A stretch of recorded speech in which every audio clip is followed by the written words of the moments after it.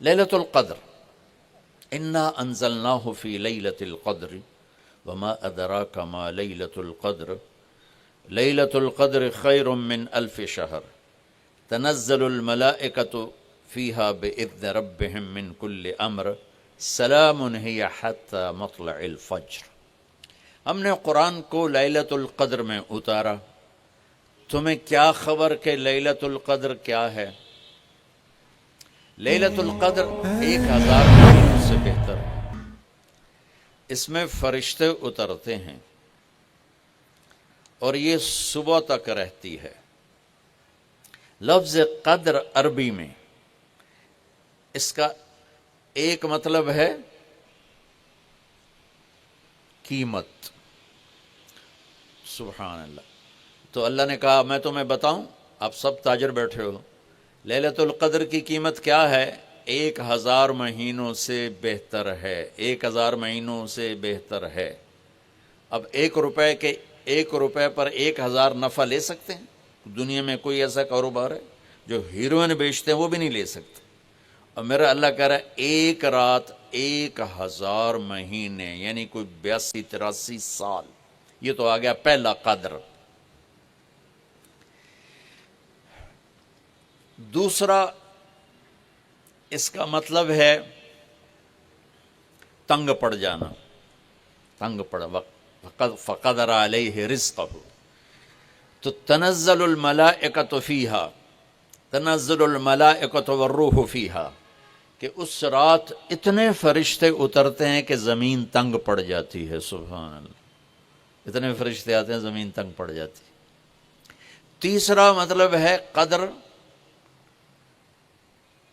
مقدار کو، تو اللہ تعالیٰ نے اس کا آخری مطلب بھی بتایا، سلام ہی حتی مطلع الفجر، کہ یہ فجر کی نماز تک، فجر کی اذان تک یہ رہتی ہے۔ 3 مطلب ہیں قدر کے، تینوں اللہ نے قرآن میں کور کیے۔ قیمت کیا ہے؟ 1000 مہینوں سے بہتر۔ تنگی کیا ہے؟ فرشتوں سے زمین بھر جاتی ہے۔ مقدار کیا ہے؟ صبح صادق۔ لیلۃ القدر 27 کی نہیں ہوتی، 21، 23، 25، 27، 29۔ اب یہ 5 راتیں جاگنے چھٹ، آپ لوگ تو ویسے رات کے بادشاہ ہو، جاگ لو۔ تو لیلۃ القدر مسجد میں نہ گزارو، گھر میں گزارو۔ یہ مسجدوں میں اشتہار لگ جاتے ہیں، فلاں کے ساتھ شب قدر گزاریں، فلاں حضرت کے ساتھ شب قدر گزاریں، پھر ادھر کوئی صلاۃ تسبیح پڑھ رہا ہے باجماعت، عورتیں صلاۃ تسبیح کی جماعت کرا رہی ہیں، اور پتہ نہیں اور کتنی عجیب و غریب قسم کی عبادات شروع ہو جاتی۔ یہ نفلی عبادت ہے، میرے نبی گھر میں پڑھتے تھے۔ آپ نے اشراق کے سوا ہر نفل گھر پڑھا، ہر سنت گھر میں پڑھی۔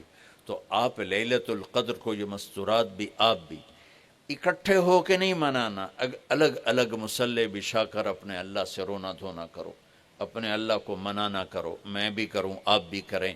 نوافل کی، جیسے ابھی شب برات گزری تو اشتہار تھے، میں جا رہا تھا ادھر غلام آباد میں، ایک جنازہ ہو گیا تھا، تو اشتہار فلاں حضرت کے ساتھ شب برات گزاریں، فلاں مسجد میں شب برات گزاریں، فلاں جگہ شب برات گزاریں۔ بھائی وہ گھر میں منانے کی ہے، مسجد میں نہیں۔ میرے نبی نے نفلوں کو تنہائی میں ادا کیا، فرض کو مجمع میں ادا کیا۔ لیلۃ القدر میں جاگنا نفل ہے، اور پھر جب کٹھے ہو جائیں گے لوگ اور عورتیں تو پھر ساتھ غیبت بھی چلے گی، اور ایک غیبت کا بول ساری رات کو اڑا کے رکھ دے گا۔ مردوں یا عورت کٹھے ہو جائیں، غیبت سے تو بچتے نہیں، نہ ہی رک سکتے ہیں۔ سندھ سے ہم بائی روڈ آ رہے تھے، کراچی سے بائی روڈ جماعت تھی، تو وہ راستے میں بڑی غیبت کریں، نوجوان تھے سارے نئے نئے، میں چپ کر کے سنتا رہا۔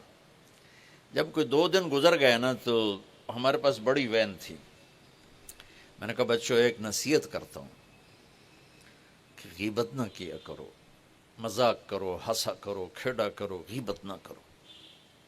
تھوڑی سی میں نے اس پہ بات کی تو بڑے متاثر ہوئے، کہا جی ٹھیک ہے انشاءاللہ آئندہ بالکل نہیں کریں۔ کوئی آدھا گھنٹہ گاڑی میں سناٹا رہا، آدھے گھنٹے کے بعد ایک بولے مولانا یہ غیبت نہ کری تو پھر گلاں کی کریے؟ یہ میرا کلچر ہے. لہٰذا عورتیں عبادت کے لیے بھی اکٹھی ہوں گی تو غیبت شروع ہوگی، مرد مسجد میں اکٹھے ہوں گے وقت ضائع ہوگا، غیبت شروع ہوگی. میرے بھائی بہنوں، ہر نفل کو گھر میں گزار، اپنے گھر کو بابرکت بناؤ، اپنے گھروں میں نفل پڑھو، تلاوت کرو، ذکر کرو. صرف اشراق کے نفل میرے نبی مسجد میں پڑھتے تھے 2 رکعت، باقی ہر نفل آپ نے مسجد میں ادا کی. تو یہ چند چیزیں رمضان کے متعلق میں نے عرض کی ہیں. اب ایک بڑی اہم بات میں آپ کے سامنے عرض کرنا چاہتا ہوں. رمضان کی دولت کس سے ملے گی؟ رمضان کی برکات کس سے ملیں گی اور کون محروم ہو جائے گا؟ آپ نے فرمایا 4 آدمی ایسے ہیں جن کی رمضان اور شب قدر میں بھی بخشش نہیں ہوتی، بس اس سے ہم اپنے آپ کو بچا لیں. کون ہے یا رسول اللہ؟ آپ نے کہا مدمن خمرن، شراب کا عادی. کبھی کوئی پی لے توبہ کر لے، میں اس کی اجازت نہیں دے رہا ہوں. مدمن کا لفظ ہے کہ جو روزانہ شراب پیتا ہے، اس کی رمضان میں بخشش نہیں. حق لوالدیہ، جو ماں باپ کا نافرمان ہے، اس کی بخشش نہیں. قاطع الرحم، رشتہ داروں سے لڑنے والا، اس کی بخشش نہیں. المشاحن، دل میں بغض رکھنے والا، اس کی بخشش نہیں. ہر وہ چیز جو میرے آپ کے لیے نقصان دہ اللہ نے حرام کر دی، ہر وہ چیز جو میرے آپ کے لیے مفید ہے اللہ نے حلال کر دی. سود حرام کر دیا. ہمارے پاکستان کی معیشت نہیں، پوری دنیا کی معیشت ڈوبی پڑی ہے، سارے ملک قرضوں پہ چل رہے ہیں. سود نے پوری دنیا کو تباہ کر دیا. تو میرے اللہ تعالیٰ نے، آپ دیکھتے نہیں، میرا اللہ کہتا ہے فَأَذَنُوا بِحَرْبٍ مِّنَ اللَّهِ وَرَسُولِهِ، اگر سود نہیں چھوڑو گے تو میرے اور میرے رسول مل کر تمہارے خلاف جنگ کریں گے. تو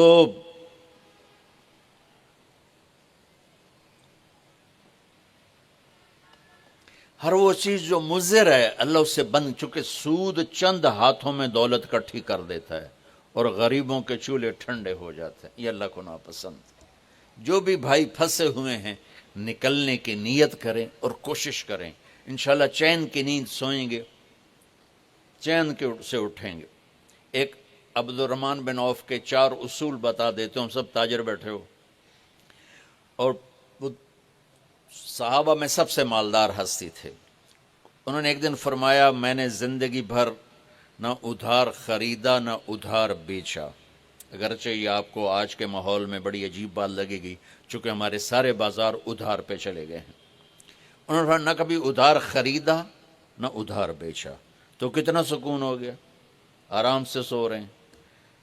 اب ہماری تجارت میں ادھار خرید رہے ہیں، ادھار بیچ رہے ہیں، کبھی وہ تنگ کرتا ہے کبھی یہ تنگ کرتا ہے. تو ایک اس موبائل نے تباہی پھیر دی، باقی کسر اس نے پوری کر دی. ٹوائلٹ بھی فون سن دے بیٹھے ہیں.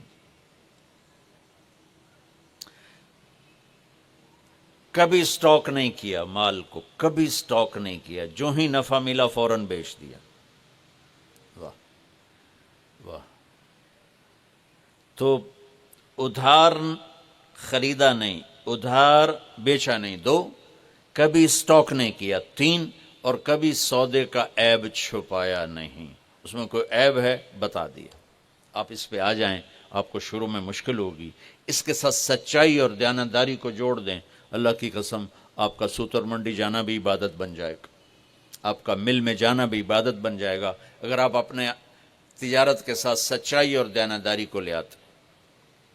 پھر اللہ تعالیٰ نے اس میں غریب آدمی کے روزے اچھے گزر جائیں، عید اچھی گزر جائے، اس کے لیے اللہ تعالیٰ نے صدقہ فطر رکھا ہے. ہم اسے عید کے ساتھ جوڑ دیتے. پہلی رمضان سے دینا چاہیے تاکہ غریب اپنا کوئی روزہ تو رکھ سکے. پہلے رمضان سے 29 رمضان تک جب مرضی دے دیں. اور اگر وہ فطرانہ ادا نہیں کرتا تو اس کے روزے اس کے سر کے اوپر سے بھی نہیں جاتے، وہیں کھڑے رہتے ہیں. اور عام طور پر یہاں اخبار میں ٹی وی پر گندم کے لحاظ سے آتا ہے 2 سیر کڑک دے دو، وہ تھوڑے سے پیسے ہیں، 100-200 روپے ہے. میں آپ کو آپ سب مالدار لوگ بیٹھے ہیں، میں آپ کو اپنے نبی کا صدقہ فطر بتاتا ہوں کہ آپ کیا دیتے تھے. آپ کشمش دیتے تھے، کھجور دیتے تھے، جو بھی دیے ہیں، تو کشمش 3 کلو، بازار میں 3.5 کلو، بازار میں جا کے پوچھیں جو سب سے اچھی کشمش ہو، یا پھر درمیانی، گھٹیا نہیں درمیانی اور سب سے اچھی، وہ پتہ کرے وہ کتنی ہے، 1,000 روپے کلو ہے، 1,500 روپے کلو ہے، آپ کے گھر کے 4 افراد ہیں، تو ایک گھر سے 6,000 روپیہ غریب کو جائے گا۔ آج تو 6,000 میں ایک ہفتہ نہیں گزرتا۔ تو اب سب سے عرض کرتا ہوں، ویسے بھی خیرات کریں، افطاریاں کروائیں، اور صدقہ فطر کشمش کے حساب سے دیں۔ یہ آپ سب بھائی بہنوں کی خدمت میں گزارش ہے۔ اللہ نے آپ کو رزق دیا، خرچ کریں، یہی آپ کے ساتھ جائے گا، باقی سارا ادھر ہی رہ جائے گا۔